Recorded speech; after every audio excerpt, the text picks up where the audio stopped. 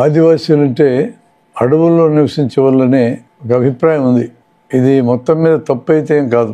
మన దేశంలో వీళ్ళని షెడ్యూల్ ట్రైబ్స్ అని పిలుస్తారు. దాదాపు 700 పైన ఈ షెడ్యూల్ ట్రైబ్స్ ఉన్నాయి. ఇందులో సుగాలి అనేవాళ్ళు, యానాదులు, ఎరుకలు ఇలాంటి వారు మైదానాల్లో జీవిస్తారు.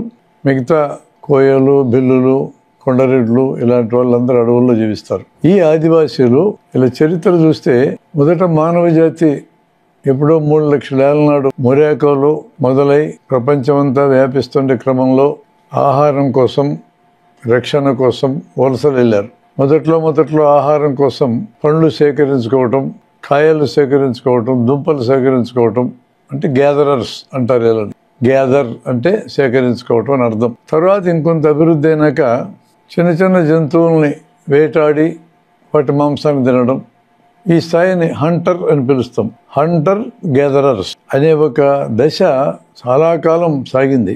మధ్య ఆసియాలో కానీ, సైబీరియా ప్రాంతం కానీ, మిగతా ఎక్కడైనా వేటాడడానికి పనికొచ్చే జంతువులు ఎక్కడ దొరుకుతాయో అక్కడంతా వీళ్ళు విస్తరించారు. నాగరికత మరికొంత పెరిగినాక పశువులను పోషించుకోవడం మొదలెట్టారు. పశు పోషణ అంటాం. వేటాడి జంతువుల్ని సంపాదించే దశ కంటే పశు పోషణ మరికొంత భద్రత కలిగిన స్థితి. పశువుల పాలు తాగొచ్చు, లేదంటే వేటాడితే జంతువులు దొరకకపోతే పశువులను కోసుకొని తినొచ్చు. అటువంటి సెక్యూరిటీ వచ్చింది. దీని తర్వాత వ్యవసాయం అనేది రంగంలోకి వచ్చినాక మరింత భద్రత అనేది వచ్చింది. వ్యవసాయానికి వయసు ఎక్కువ లేదు, దాదాపు 10,000 ఏళ్ళు ఉంటుంది. మిగతా దాదాపు 1,00,000 ఏళ్ళంతా హంటర్ గ్యాదరర్స్గా నడిచినటువంటి వ్యవస్థే. ఈ ఆదివాసీలు ఏది తినాలో ఏది తినకూడదో మొట్టమొదటి మానవ జాతికి నేర్పించింది వీళ్ళే. ఆకలి అవుతుంది, ఒక కాయ తిన్నారు, ఆ కాయ విషపూరితమైతే కాయ తిన్న తర్వాత చచ్చిపోయారు. ఆ వ్యక్తి వరకు చచ్చిపోవడమే. బతికున్న వాళ్ళకి ఏమర్థమైంది? ఇలాంటి కాయలు తినకూడదని అర్థమైంది. ఒక కాయ తిన్నారు, ఒక పండు తిన్నారు, ఒక దుంప తిన్నారు, ఆకలి తీరింది, శక్తి వచ్చింది, ఆ రోజుకు జీవించగలిగారు. ఇలాంటివి ఎక్కడెక్కడ దొరుకుతాయో వెతుక్కుంటూ తిరిగారు. గ్యాదరర్స్ అంటే అది.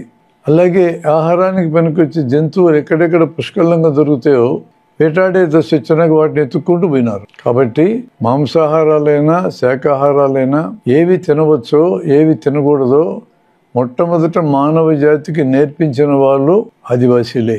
ఏది విషతుల్యమో ఏది కాదో, ఏది తింటే బతకొచ్చో ఏది తింటే చావు వస్తుందో ఇది చెప్పింది కూడా వాళ్ళే. అలాగే మనుషులకి బాధలుంటాయి, రోగాలుంటాయి.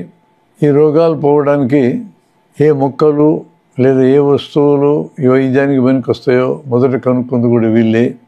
మొత్తం అనుభవంలోంచి కనుక్కున్నది. తేళ్లు కుడతాయి, పురుగులు కుడతాయి, పాములు గరుస్తాయి, దెబ్బలు తగులుతాయి. వేటాడేటప్పుడు జంతువులు బలం ఉంటే తిరగబడి కొమ్ములతో పూడుస్తాయి. ఇవన్నీ ఎదురైనప్పుడు వీటిల్లోంచి బయటపడేది ఎలా? వాళ్ళకి అర్థమైనంత స్థాయిలో ఆనాటి వైద్యం కనిపెట్టింది కూడా వీళ్ళే. ఏ ఆకులు, ఏ చెట్లు ఏ రకమైన జబ్బులు నయం చేయటానికి పనికి వస్తుందని చెప్పింది కూడా వీళ్ళే. ఏ ఆహారం తినాలో తినకూడదో, ఏది విషతుల్యమో ఏది కాదో, ఏది వైద్యానికి పనికి వస్తుంది ఏది పనికిరాదో మొట్టమొదట మానవ జాతికి నేర్పించింది ఆదివాసీలే. మనం ఆ దశ నుంచి చాలా ముందుకు వచ్చి ఉండొచ్చు, కానీ ఈ దశకు మనకు చేరుకోవడానికి కావాల్సిన పునాది వేసింది వాళ్ళే అనే విషయాన్ని మనం మర్చిపోకూడదు. ఇప్పటికే అలా అడవుల్లో నివసించే వాళ్ళు అనేక జాతులు ఉన్నారు. ఈ జాతులు మైదానాల్లో నివసించే మనకి అందినటువంటి నాగరికత ఫలాలు వాళ్ళకి అందకపోవచ్చు. నాగరికత ఫలాలు అందినాయి అనుకున్న మనము విచలవిడిగా వనరుల్ని ఉపయోగించుకోవటం, ధ్వంసం చేయటం చేస్తున్నాం. కానీ ఆదివాసీలు అలా వనరుల్ని ధ్వంసం చేయరు. అడవుల్లో వృక్షాలతో జంతువులతో సహజీవనం చేస్తారు వాళ్ళు. ఒకవేళ ఏదన్నా పులి, సింహం లాంటిది దాడి చేసి మనిషి మరణించినా ఆ పులుల మీద, సింహాల మీద శత్రుత్వము, పగ పెంచుకోరు. అడిగితే వాళ్ళని అవునోటికి భయం వేసింది, దాడి చేసినండి, మేమేం చేస్తాం, మన సినిమాల్లో పగ పెంచుకునే కార్యక్రమాలు చేయరు. అట్లే ప్రకృతి వనరుల్ని పరిమితంగా ఉపయోగించుకుంటారు. ప్రకృతి సమతూకాన్ని ఏమాత్రం దెబ్బతినకుండా తమ జీవనాన్ని నడుపుకుంటూ పోతారు. కాబట్టే 3 లక్షల ఏళ్ళు మానవ జాతి భూమి మీదకి వచ్చినా ప్రకృతిని దాదాపుగా మనం ధ్వంసం చేయాల. మనకంటే ముందు కొన్ని లక్షల ఏళ్ళు జంతువులు ఉన్నా అవి కూడా ప్రకృతిని నాశనం చేయాలి. ప్రకృతిలో జంతువులు, వృక్షాలు, మనుషులు అంతర్భాగం. ఒకదాన్ని ఒకటి తింటాయి, సమతూకం మెయింటైన్ అవుతుంది. ఆ సమతూకం మెయింటైన్ కావడం వల్ల ప్రకృతికి భంగం కాకుండా జీవనాన్ని ముందుకు తీసుకెళ్తూ జంతువులు అలానే చేశాయి, మనుషులు అలానే చేశారు.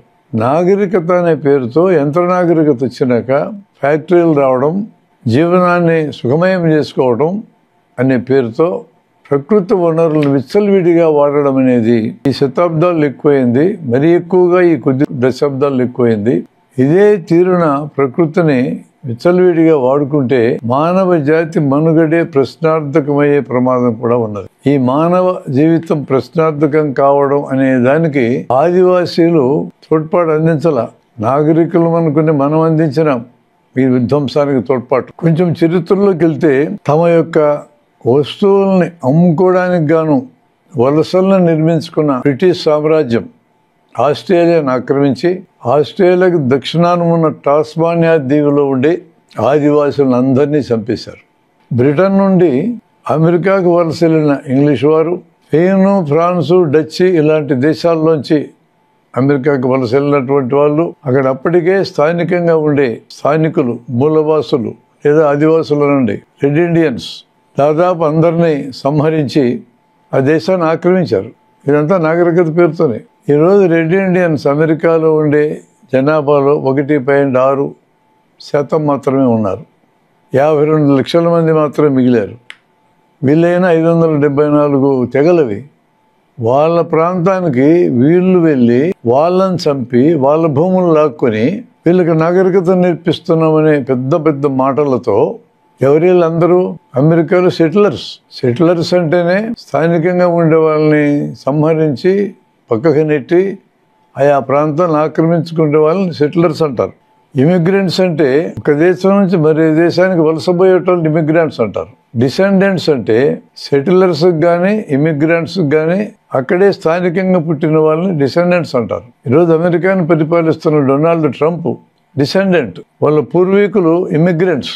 ఇంకా కొన్ని శతాబ్దాలకు వెనక్కి వెళ్తే అక్కడికి చేరిన ఐరోపా దేశస్తులందరూ సెటిలర్స్. ఈరోజు సెటిలర్స్, ఇమిగ్రెంట్స్, డిసెండెంట్స్గా వెళ్ళిన వాళ్ళు తాము ఆ దేశాన్ని ఆక్రమించడం కాకుండా దాన్ని ఉపయోగించుకోవడం కాకుండా మేమే ఈ దేశానికి నిజమైన వారసులమని చెప్పుకుంటూ ఇంకెవరిని రానియం అని మాట్లాడుతూ ఉన్నారు. ఈ మనస్తత్వం ఎలాంటిదంటే ఒక బస్ స్టాప్లో నిలబడి ఉన్న మనము వస్తున్న బస్సులన్నీ రద్దీగా ఉండి ఆపకుండా ఉంటే ఆపితే చాలు నాయనా అనుకుంటాం. మనం ఆపిన తర్వాత ఎక్కుతాం. ఇంకో స్టాపులో బస్సు ఆపడానికి డ్రైవర్ ప్రయత్నం చేస్తే ఆపొద్దు అరుస్తాం మనమే. ఇది మనస్తత్వం.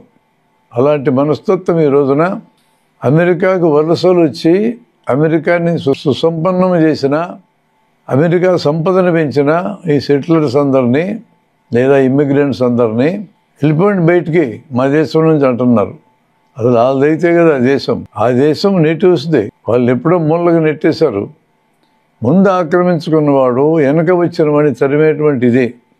ఆదివాసులకి లక్షణాలు ఉండవు. మన దేశానికి బ్రిటిష్ వాళ్ళు వచ్చినప్పుడైనా, పోర్చుగీస్ వాళ్ళు వచ్చినప్పుడైనా ఇక్కడ ఉన్న నేటివ్స్ ఆహ్వానించి వాళ్ళకి ఉపాధి చూపించారు, వాళ్ళు వ్యాపారాలు చేసుకొని ఇచ్చారు. వ్యాపారాన్ని సంరక్షించుకోవడం పేరుతో సైన్యాన్ని వెంట తెచ్చుకొని సైన్యంతో ఈ దేశాలను ఆక్రమించి ఇక్కడ ఉండే పాలకులను జయించి మనల్ని వలస బాధితులుగా తయారు చేశారు. ఇదంతా నాగరికత పేరుతోనే సుమండి. ఈ ఆదివాసీలు ప్రకృతిని ధ్వంసం చేయకుండా జీవించడమే కాదు, ప్రకృతిని కాపాడడానికి కూడా వీళ్ళే కారణం. ప్రకృతిలో దొరికే తేనె లాంటిది రకరకాల వస్తువులు సేకరించుకుంటారు, అమ్ముకొని జీవనం చేస్తారు. చెట్లని విచ్చలవిడిగా నరికే పని చేయరు, జంతువులను వేటాడే పని చేయరు, ఏనుగుల్ని దంతాల కోసం వేటాడి చంపే కార్యక్రమం చేయరు. అవి పులులైనా ఇతర వైల్డ్ జీవులైనా వేటిని కూడా వాటి స్థానాల్లో వేటాడి చంపే పని చేయరు.